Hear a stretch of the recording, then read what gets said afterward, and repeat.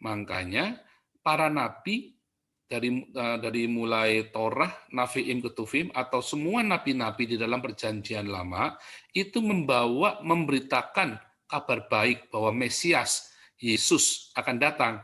Para rasul memberitakan kabar baik bahwa Mesias sudah datang.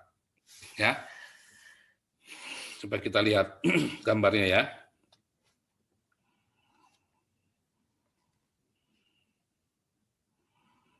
Ya, Anda bisa lihat gambarnya di layar. Yesus itu tidak pernah berkata bahwa aku adalah utusan atau apostol atau rasul. Yesus nggak pernah berkata aku adalah rasul. Sebab Yesus adalah sabda Allah yang dibawa oleh para utusan kepada manusia. Ya, lihat, ini adalah seorang utusan. Ya, ini adalah seorang utusan. Ini adalah seorang utusan. Apostol atau nabi. Ya, nabi menubuatkan, membawa firman, utusan yang membawa firman. Nabi membawa firman, menubuatkan Mesias akan datang. Yesus akan datang. Para rasul atau utusan menyampaikan bahwa Mesias sudah datang. Para nabi menyampaikan firman, membawa pesan bahwa Mesias atau Sang Firman akan datang menjadi manusia. Para rasul menyampaikan bahwa Sang Firman sudah datang sebagai manusia. Dan ini, gulungan kitab ini adalah firman yang dibawa oleh para nabi dan para rasul.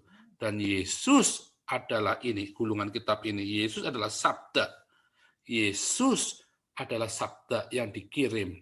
Makanya Yesus bukan ini, Yesus bukan utusan ini, tapi Yesus adalah firman itu sendiri yang disampaikan oleh para nabi. Yesus adalah firman yang disampaikan oleh para rasul. Tahu bedanya ya? Itulah sebabnya Yesus tidak pernah berkata, aku adalah utusan.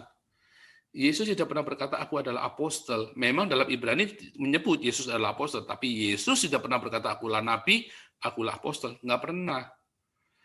Nggak boleh. Dan nggak boleh. Yesus berkata, Bapakku mengutus aku. Karena berfirman. Bapa berfirman dan Yesus adalah sang firman. Ya. Dan firman yang dibawa oleh para nabi dan para rasul. Yesus adalah firman yang dibawa oleh para nabi dan para rasul. Makanya Yesus berkata ada dua saksi. Bapakku bersaksi tentang aku. Bagaimana cara Bapak bersaksi? Nggak ada yang pernah melihat Bapak, nggak ada yang pernah mendengar suaranya. Kan dikatakan begitu. Tetapi kita tahu dari mana kesaksian Bapa, dari firman yang ditulis di dalam Alkitab. Itulah kesaksian tentang Yesus. Firman yang di dalam Alkitab adalah kesaksian tentang Yesus. Ya, kesaksian tentang anak domba. Coba kita buka di dalam Wahyu 13. Wahyu 12 ya. Nanti Anda akan melihat itu ya, Wahyu 12. Anda yang di live Zoom boleh bertanya ya, saya sambil menjelaskan. Nanti dalam Wahyu 12, lihat. Ayat 17 ya, Wahyu 12 ayat 17. Maka marahlah naga itu kepada perempuan itu, lalu memerangi keturunannya yang menuruti hukum Allah, yaitu Torah. Siapa yang punya Torah? Orang Yahudi, ya. Dan memiliki kesaksian Yesus. Siapa yang punya kesaksian Yesus? Orang Kristen.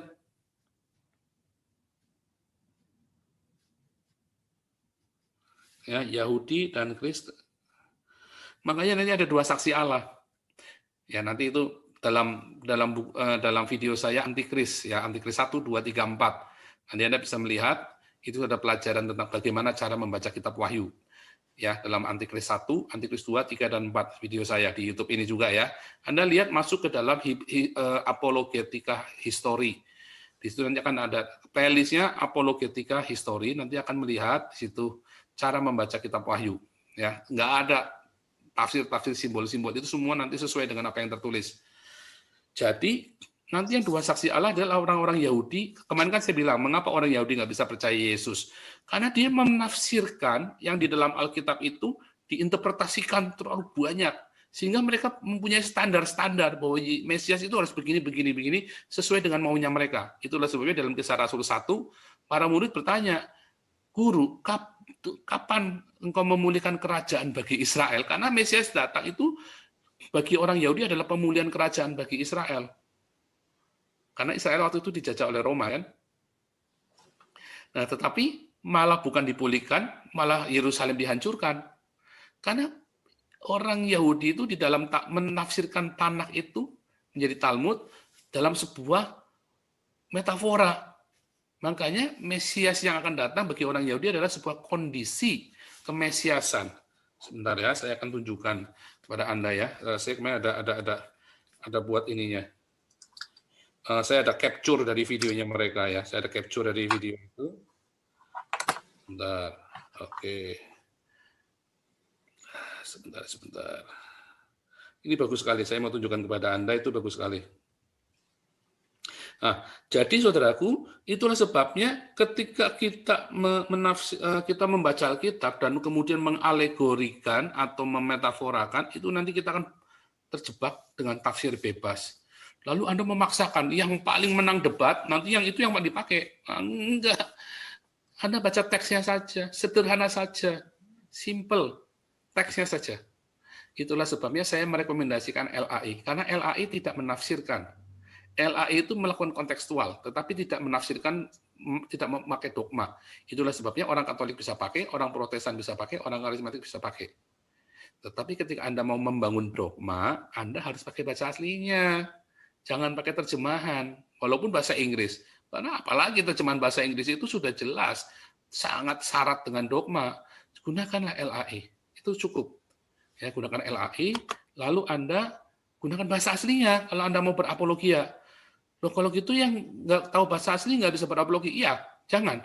Anda cukup memberitakan Injil. Memberitakan Injil berbeda dengan berapologia. Walaupun di dalam pemberitaan Injil, biasanya Anda akan berapologia. Tetapi Anda cukup memberitakan Injil dan bersaksi. Bersaksi itu Anda menceritakan bagaimana Tuhan bekerja dalam hidup Anda. Anda disembuhkan, Anda dipulihkan hidupnya, kayak saya, keluarga saya dipulihkan, ya, kemudian hidup saya dipulihkan, saya bisa mengampuni, saya bisa kemudian memberkati banyak orang, saya bisa kembali melayani Tuhan, memberitakan Injil. Itu adalah sebuah kesaksian. Bagaimana saya berjumpa dengan Tuhan Yesus, itu kesaksian. Saya stop di situ nggak apa-apa, tetapi saya dipanggil untuk berapologia, untuk menjadi pengajar, menjadi seorang apologet itu berarti Anda memutuskan untuk menjadi pengajar.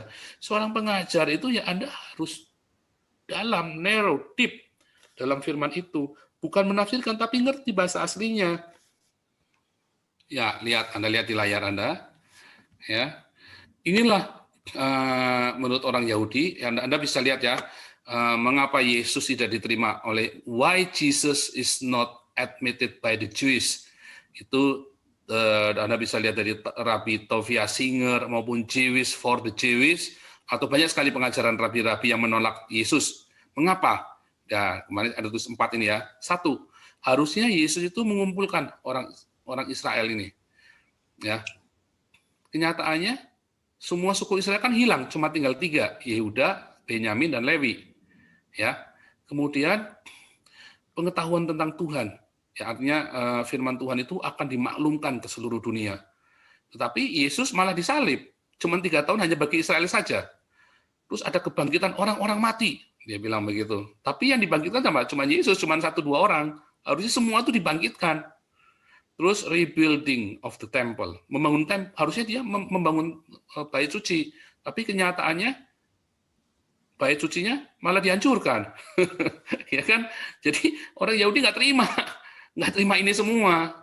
Kenapa? Karena dia membuat tafsirannya adalah secara metafora. Di zaman itu, ya. Pertama harus terima Yesus dulu. Makanya Petrus bilang dalam Kisah Rasul 2 ayat 38, berilah engkau dirimu dibaptis di dalam nama Yesus supaya engkau menerima Roh Kudus. Nah, Roh Kudus itu adalah sebuah hukum. Makanya sama ya, Torah itu turun 50 hari, Taurat Musa yang Taurat yang di Sinai 50 hari setelah Paskah. Paskah itu adalah anak domba disembelih. Nah, Pentakosta 50 hari setelah Paskah, setelah Yesus disalib. Roh Kudus Roh Kudus adalah 50 hari setelah Yesus disalib. Torah diturunkan kepada Musa, ditulis di dalam loh batu, ditulis di atas loh batu. Roh Kudus adalah sebuah hukum, sebuah covenant yang ditulis di dalam roh hati kita. Nah, kudusan di dalam Yohanes 14 itu yang akan mengajar, mengingatkan segala sesuatu, menasihati, menguatkan, menghibur. Itulah firman-Nya yang tinggal tetap di dalam kita. Kenapa? Karena kita nggak percaya Yesus, maka nggak bisa ada Roh Kudus. Kan simpel kan? Hanya itu. Dan Yesus adalah Sang Firman. Itulah sebabnya Yesus berkata, aku tinggal di dalam engkau. Mengapa Yesus bisa tinggal di dalam kita? Kita lihat kemarin ada Roh Yesus. Ya, Roh Yesus atau Roh Yesus Kristus. Nah itulah Roh Yesus atau Roh Yesus Kristus itu adalah Roh Kudus. Karena engkau tidak menerima aku, tidak menerima yang diutus Yesus, tidak menerima firman, Sang Firman. Yesus adalah firman yang diberitakan oleh para nabi, Yesus adalah firman yang diberitakan oleh para rasul. Dan kalau kita menerima Yesus, maka kita akan menerima Roh Kudusnya, dan Roh Kudusnya tinggal tetap di dalam kita. Kalau kita dibaptis di dalam nama Tuhan Yesus Kristus, maka kita akan menerima Roh Kudus. Dan kalau kita menerima Roh Kudus, maka firman-Nya akan tinggal di dalam. Itulah yang disebutkan Yesus yang tinggal di dalam kita.